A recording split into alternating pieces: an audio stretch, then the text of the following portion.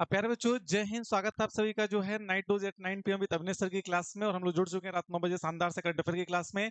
आज हम लोग बात करेंगे आपके सामने 5 जनवरी के शानदार करंट अफेयर्स में, जिसमें हम लोग 10 मिनट के न्यूज शो करते हैं, जहां पे 10 करंट अफेयर्स हम लोग करते हैं 10 मिनट के अंदर। याद रखिएगा, सबसे पहले कि हम लोग टैगलाइन आपके सामने क्या है, सफलता मेहनत मांगती है। फटाफट जल्दी से इसमें आते हैं और पहला क्वेश्चन पढ़ते हैं। पहला क्वेश्चन आपके सामने क्या दिया है, बहुत ध्यान से सुनिएगा। फर्स्ट क्वेश्चन आपके सामने प्यारे बच्चों यह लिखा हुआ है जो है कि उषा जानकी रमन, जिनका नाम आप लोगों ने सुना होगा, इनको हाल ही में आपके सामने आरबीआई के अंदर एक मेंबर के तौर पे सिलेक्ट किया गया, आखिर में पद पे पोस्ट की गई। ये आपसे क्वेश्चन पूछा गया। नॉर्मली आप देखोगे क्वेश्चन जब आता है तो वहाँ पे पूछा जाता है कि इस पोस्ट पे कौन आया है, बट क्वेश्चन यहाँ थोड़ा हमने बदल दिया, क्योंकि इनका नाम देखकर हमने ये पूछ लिया आपके सामने कि उषा जानकी रमन को अभी हाल ही में आरबीआई में किस पद पर नियुक्त किया गया है। तो पता होगा आपके सामने कि उषा जानकी रमन को आपके सामने आरबीआई के अंदर जो है एक ईडी बनाया गया था, एजुकेटिव डायरेक्टर बनाया गया था, ये बात ध्यान रखिएगा।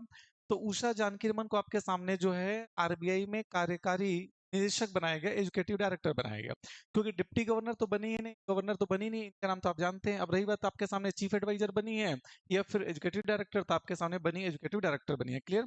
आरबीआई के गवर्नर कौन है आपके सामने, पता होगा आपके सामने फिलहाल अभी इसके गवर्नर है संजय मल्होत्रा। संजय मल्होत्रा साहब के सामने आरबीआई के 26वें गवर्नर है, ये बात आपको पता होगी। अब इस न्यूज को कीवर्ड के रूप में कैसे लिखेंगे, तो सीधे आप नाम लिखें इनका, उसका उषा जानकी रमन, और उसके बाद नीचे लिखा आपके सामने ईडी इन आरबीआई, आरबीआई में एजुकेटिव डायरेक्टर बनाएगी, बात खत्म। ये हमारा न्यूज कंप्लीट हो गया। क्लियर। चले, दूसरा क्वेश्चन आज का पढ़िए। आपके सामने एक शानदार सा क्वेश्चन है, पहले इसको पढ़ते हैं, ध्यान से सुनिएगा। लिखा आपके सामने जो है कि Madhav Khurana has been appointed special public, आपके सामने procedure for the which case. कहा गया माधव खुराना को किस मामले में विशेष लोक अभियोजक नियुक्त किया है। प्यारे बच्चों, ये आपसे पूछा जा रहा है, प्रोसिक्यूटर नियुक्त किया गया आपके सामने किस केस में, वो केस कौन सा है, 2G घोटाला है, या फिर लाल काला ब्लास्ट केस है, या फिर आपके सामने कोयला घोटाला या बैंकों में धोखाधड़ी है। किस मामले में आपके सामने माधव खुराना को जो है वह विशेष लोक अभियोजक यानी आपके सामने स्पेशल पब्लिक प्रोसिक्यूटर आपके सामने अपॉइंट किया गया। अब एग्जाम में सवाल बनेगा तो बस ये नाम पूछेगा कि बताइए, अभी हाल ही में आपके सामने किसी मामले का नाम लिख देगा और नीचे लिखेगा कि स्पेशल पब्लिक प्रोसिक्यूटर आपके सामने किसको बनाया गया, तो आप याद रखिएगा आपके सामने माधव खुराना को बनाया गया। फिलहाल ये आपके सामने answer क्या हो जाएगा, ऑप्शन नंबर बी। याद रखिएगा पहले जो आपके सामने जो है लाल कला जो आपके सामने विस्फोट मामला रहा है, इस मामले में आपके सामने जो है माधव खुराना को क्या बनाया गया, स्पेशल पब्लिक प्रोसिक्यूटर बनाया गया। ये बात ध्यान रखिएगा। क्लियर है। क्या कहते हैं, home ministry appointed him for the Lal Qila blast case. अब ये आपके सामने गृह मंत्रालय द्वारा इनको नियुक्त किया गया, बात ध्यान रखेंगे, स्पेशल केस है। क्वेश्चन नंबर 3 पढ़िए, जहां पर आपके सामने लिखा है कि who आपके सामने presented the national award 2025 for the empowerment of the person with disability. पर जो राष्ट्रीय पुरस्कार 2025 आपके सामने जो है दिव्यांगजन सशक्तिकरण हेतु किसने प्रदान किया। अभी पढ़ा होंगे पिछली क्लास में आपके सामने जो है कि दिव्यांगजन दिवस मनाया जाता है दिसंबर के महीने में। तो जरा कमेंट बॉक्स में बता दीजिए फटाफट से कि दिव्यांगजन दिवस आपके सामने कब मनाया जाता है, जो पर्सन विद डिसेबिलिटी डे है वो कब मनाया जाता है, फटाफट जल्दी से बता दीजिए। अभी हमने कल ही की क्लास हमको पढ़ाया था। तो सवाल ये आपके सामने है कि किसने ये पुरस्कार प्रेजेंट किया। याद रखिए प्यारे बच्चे, ये पुरस्कार आपके सामने प्रेजेंट किया गया जो है राष्ट्रपति के द्वारा। तो लिखा है the national award were presented by the president of the India, Draupadi Murmu ji द्वारा आपके सामने अवार्ड जो है वह दिया गया, option number B. Clear. Question number 4 की बात करते हैं, जहां पर आपसे एक क्वेश्चन दिया गया और कहा गया कि डीआरडीओ ने कौन सा सिस्टम सफलतापूर्वक अभी परीक्षण किया है। डीआरडीओ ने which system was successfully tested by DRDO, BrahMos, Akash next, या फिर लड़ाकू विमान एस्केप सिस्टम का उच्च गति रॉकेट, या फिर आपके सामने पृथ्वी मिसाइल। इसमें से किसको डीआरडीओ ने अभी हाल ही में रिसेंटली लॉन्च किया, ये आपसे क्वेश्चन पूछा जा रहा है। तो याद रखिएगा डीआरडीओ ने अगर बात करेंगे रिसेंटली किसको लॉन्च किया, याद रखिएगा लड़ाकू विमान को रिलेटेड एक डेटा न्यूज किया।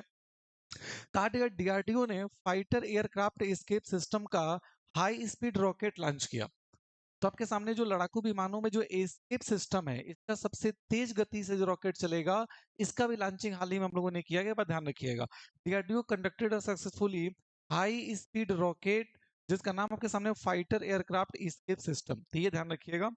नेक्स्ट, अगला बात करें आपके सामने, तो पांचवा क्वेश्चन आपके सामने आया जहां पर आपसे कहा गया कि who inaugurated the 18th global forum on the tax transparency. पर उच्च आपसे कहा गया कि कर पारदर्शिता पर वैश्विक मंच का 18वां सम्मेलन किसने आयोजित किया आपके सामने, इसका उद्घाटन किसने किया, प्रधानमंत्री ने, कि राष्ट्रपति ने, वित्त मंत्री ने, कि उद्योग मंत्री ने, किसने किया आपके सामने। तो देखिए शानदार सा क्वेश्चन आपके सामने, याद रखिएगा सीधी सी बात है, अगर बात करेंगे हम लोग टैक्स की तो इसमें वित्त मंत्री साहब ही आएंगे आपके सामने, यानी इसका उद्घाटन आपके सामने फाइनेंस मिनिस्टर साहब ने किया है, ध्यान रखिएगा। अब एक बड़ा शानदार हम लाइन के देख रहे थे, एक व्यक्ति को हम सुन रहे थे, उन्होंने बोला कि जो है पिछले साल जब कुंभ मेला लगा था तो वित्त मंत्री जी नहाने आई थी। तो वित्त मंत्री नहाने आई थी तो आपके सामने वो स्नान कर रही थी। स्नान करके जैसे ही निकली वो आपके सामने गंगा जी से, तो उन्होंने देखा एक नागा साधु जो है वहां खड़े हैं। तो ये नागा साधु के पीछे पीछे चलने लगी कि मान्यवर आप ये बताइए कैसे हम और अच्छा वित्त मंत्री बने, हमें आशीर्वाद दीजिए कि वित्त मंत्री बने रहें और अच्छा काम करें, वित्त मंत्रालय और अच्छा लेके जाए, देश में और पैसा है। वो लेकिन नागा साधु बोल ही नहीं रहा है। बहुत देर तक ये कहते कहते चली गई। फिर बाद में उसने कहा कि आप मैम गलत समझ रही हैं, हम नागा साधु नहीं है, हम एक टैक्स पेयर हैं और आपने जिस तरीके से टैक्स लिया उस तरीके से हमारा यह हाल हो चुका है। तो वही हाल हमारे देश में है। तो ध्यान रखिए पैरोचो वित्त मंत्री जो है, आपके सामने टैक्स ट्रांसपेरेंसी की जो ग्लोबल फोरम मीटिंग हो रही थी, इसका 18वां इनॉग्रेशन इन्होंने किया था। क्लियर। अगला बात करते हैं क्वेश्चन नंबर 6 की, जहां पर आपके सामने लिखा है कि नागपुर जो कि आपके सामने महाराष्ट्र में है, इस विश्वविद्यालय की पहली महिला कुलपति कौन बनी है? नागपुर यूनिवर्सिटी की जो वाइस चांसलर बनी है, फर्स्ट वाइस चांसलर बनी है, उनका नाम क्या आपसे पूछा जा रहा है? कौन है इसमें से आपके सामने? फटाफट जल्दी से बता दीजिए। याद रखिए पैरोच आपके सामने जो है कहा गया जो है डॉक्टर प्रज्ञा पाटिल। यहाँ पे ऑप्शन में आपके सामने ऑप्शन नंबर सी कहा गया पैरोचो की 102 वर्षों में पहली बार नागपुर विश्वविद्यालय की पहली महिला कुलपति आपके सामने मिली है। इनका नाम आपके सामने क्या है पैरोचो? ऑप्शन नंबर सी प्रज्ञा पाटिल साहब। ठीक है, ठीक है। तो याद रखिए पैरोचो आपके सामने प्रज्ञा पाटिल जो है वो आपके सामने पहली वाइस चांसलर बनी है, बात ध्यान रखिएगा। क्लियर। नेक्स्ट, नौसेना दिवस कब मनाया जाता है? ये तो बच्चे बच्चे आपके सामने जानता होगा। नेवी दिवस कब मनाया जाता है? बताइए फटाफट जल्दी से, नेवी दिवस कब मनाते हैं? चलें, बहुत शानदार आंसर आप लोग दे रहे हैं, वेरी गुड। सेशन को प्यारे बच्चों लाइक और शेयर करते रहिएगा फटाफट से। तो जल्दी से बताइए नेवी दिवस कब मनाते हैं? बच्चे बच्चे जानता होगा आपके सामने 4 दिसंबर को हम लोग क्या मनाते हैं प्यारे बच्चों? नौसेना दिवस मनाते हैं। ये आप सबको पता होगा। 4 दिसंबर को आपके सामने नौसेना दिवस मनाया जाता है। 15 जनवरी को आपके सामने आर्मी डे मनाया जाता है। और आपको पता होगा जो है कि 8 अक्टूबर को आपके सामने हम लोग मनाते हैं जो है वो एयरफोर्स डे मनाते हैं। तो एयरफोर्स डे 8 अक्टूबर, आर्मी डे 15 जनवरी और नेवी डे मनाते हैं हम लोग 4 दिसंबर को। ये ध्यान रखिएगा। क्लियर। अगला देखिए, क्वेश्चन नंबर 8 की बात करते हैं। 8वां क्वेश्चन कहा गया कि which bill was approved by the Lok Sabha in 2025? प्यारे बच्चों आपके सामने 2025 में लोकसभा के अंदर किस विधेयक को मंजूरी दे दी गई? कौन सा बिल पास हुआ है? डिजिटल डेटा सुरक्षा विधेयक, केंद्रीय उत्पाद शुल्क जिसे आप लोग सेंट्रल एक्साइज टैक्स बोलते हैं, इसका कोई अमेंडमेंट हुआ है? या एग्रीकल्चरल रिफॉर्म आपके सामने बिल आया है? ये जीएसटी अमेंडमेंट बिल आया है? तो कौन सा बिल पास किया गया? बच्चा बच्चा जानता होगा आपके सामने जो है कि इसमें सेंट्रल एक्साइज को लेकर के आपके सामने एक बिल पास किया गया प्यारे बच्चों। कहा गया Lok Sabha approve the central excise amendment bill 2025। तो जो सेंट्रल एक्साइज अमेंडमेंट बिल 2025 है, इसको लॉन्च आपके सामने कहीं ना कहीं हमारी केंद्र सरकार ने लोकसभा में पास किया। ये बात ध्यान रखिएगा। खैर 2025 में कई सारे बिल पास हुए, बट ऑप्शन के अकॉर्डिंग यही होगा।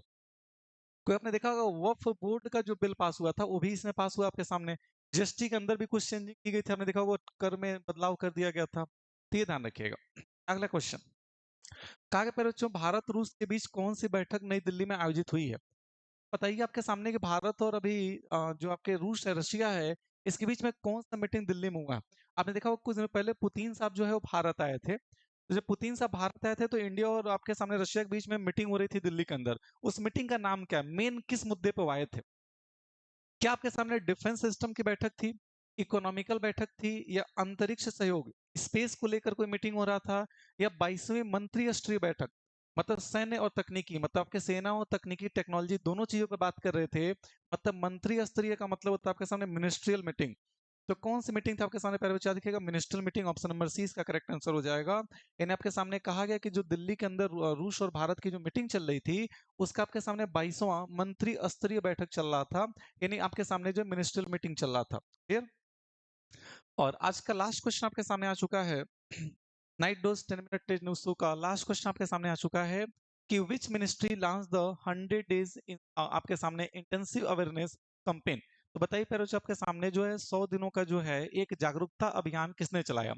कहा गया आपके सामने 100 दिवसीय गहन जागरूकता अभियान किस मंत्रालय द्वारा शुरू किया गया? पहले बच्चों आपके सामने जो इंटेंसिव अवेयरनेस कैंपेन किसने शुरू किया, ये आपसे क्वेश्चन पूछा जा रहा है। क्या देखिएगा यह कैंपेन आपके सामने शुरू किया गया है, ऑप्शन नंबर बी महिला एवं बाल विकास मंत्रालय। ठीक है, तो आपके सामने जो वुमेन मिनिस्ट्री है प्यारे बच्चों, उसके द्वारा आपके सामने शुरू किया गया, ये बात ध्यान रखिएगा। कहा गया the campaign aim to child marriage free India बच्चों का जो विवाह है उसको रोकने के लिए इस कैंपेन को चलाया गया था। सवाल ये भी हो सकता है कि 100 डेज इंसेंटिव अवेयरनेस कैंपेन का संबंध किससे है? इस कैंपेन का मतलब आपके सामने है चाइल्ड मैरिज फ्री इंडिया, मतलब भारत एक ऐसा देश बनाया जाए जिसमें बच्चों का विवाह ना हो, इसका ध्यान रखिए। क्लियर है? तो ये आपके सामने ध्यान रखें। क्लियर? बाकी कोई डाउट किसी को अगर होगा तो आप कमेंट बॉक्स में पूछ लीजिएगा। ठीक, तो चले नाइट डोज के आपके सामने ये शानदार सा सेशन आपके सामने प्यारे बच्चों 10 मिनट का जो क्लास है 10 मिनट हो चुका है, ये आपका समाप्त होता है। कल फिर मुलाकात आपके सामने होगी 6 जनवरी के नाइट डोज में रात 9 बजे। तो फिलहाल इस क्लास को आप प्रॉपर तरीके से मेंटेन करते रहिएगा, लिखते रहिएगा। तो ठीक है, जहाँ भी रहिए खुशी सोचते मस्ती मुस्कुराते रहिए। जय हिंद, मिलते हैं कल शाम रात 9 बजे। Thank you.